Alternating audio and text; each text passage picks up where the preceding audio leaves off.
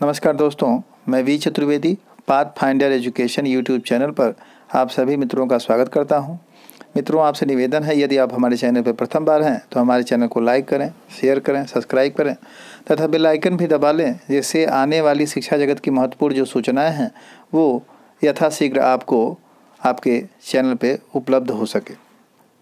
धन्यवाद। आप आगे जो थंबनेल में जैसा कि आप देख पा रहे हैं, आज जो है 69,000 शिक्षक भर्ती में जो ऑर्डर रिजर्व हुआ था उसकी सूचना आने वाली है और 11 बजे तक आपको सूचना प्राप्त हो जाएगी। जैसा भी होगा हम आपको अपडेट देंगे। अगली सूचना टीजीटी से संबंधित है।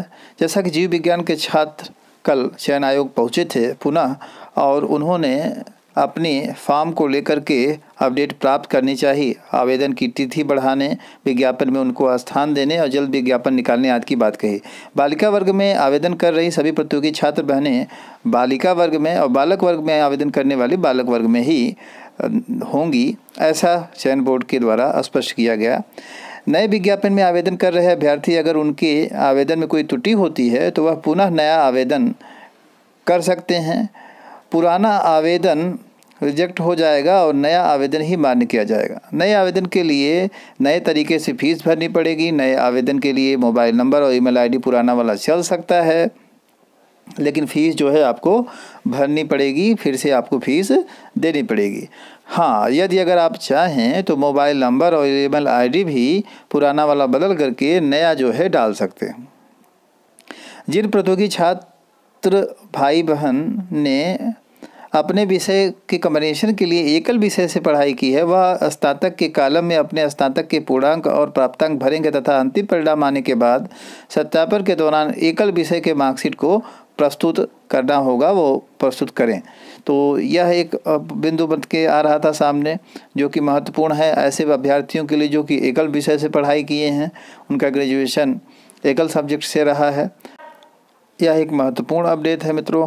अगली सूचना निकल के आ रही है, जिन प्रतियोगी छात्र भाई एवं बहनों ने आवेदन करने के समय अपनी जो फोटो आवेदन पत्र पर लगाई है उसमें फ़ोटो के बैकग्राउंड में वाइट और ग्रे में से कोई एक जो है वो कलर ही होना चाहिए। अगर वाइट और ग्रे की जगह दूसरा कोई रंग भी हो गया है तो वह मान किया जाएगा, बस स्पष्ट होना चाहिए फ़ोटो की स्थिति जो हो वो स्पष्ट हो।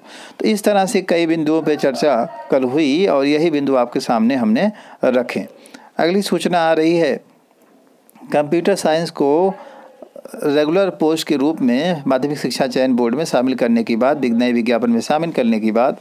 कंप्यूटर साइंस को शिक्षक भर्ती में शामिल करने की मांग को लेकर के कई अभ्यर्थी चयन बोर्ड पहुंचे और उन्होंने अपनी बात रखी और बार बार इसकी बात आ रही है कि जल्द से जल्द उनको रेगुलर वैकेंसी के अंतर्गत उसी जो 2020 की वैकेंसी चल रही है उसमें शामिल भी किया जाए और रेगुलर जो है उनको पोस्ट दी जाए, यानी एक तरह से नई भर्ती में उनका स्थान भी रहे और चयन प्रक्रिया में उनकी जो सीट है वो रेगुलर रहे। अगली सूचना आ रही है, असिस्टेंट प्रोफेसर की भर्ती के लिए एजेंसी का चयन प्रक्रिया शुरू।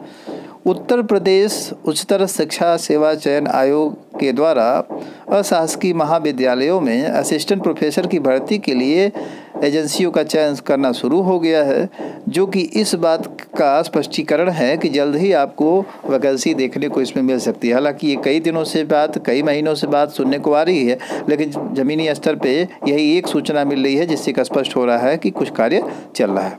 अगली सूचना रही है, यूपीएससी से अपर अधीनस्थ सेवा के रिक्त पदों के लिए इंटरव्यू 1 दिसंबर से। अधीनस्थ सेवा चयन आयोग ने जारी किया इंटरव्यू कार्यक्रम।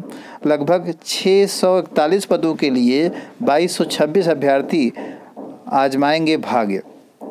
अधीनस्थ सेवा चयन आयोग ने सम्मिलित अपर अधीनस्थ सेवा सामान्य चयन प्रयोगात्मक परीक्षा 2016 में लिखित परीक्षा के जरिए साक्षात्कार के लिए नए चयनित अभ्यर्थियों का इंटरव्यू कार्यक्रम जारी कर दिया है। इंटरव्यू 1 दिसंबर से 24 दिसंबर तक चलेगा। तो जिन अभ्यर्थियों का है वो साक्षात्कार वो तैयार रहें, ठीक है।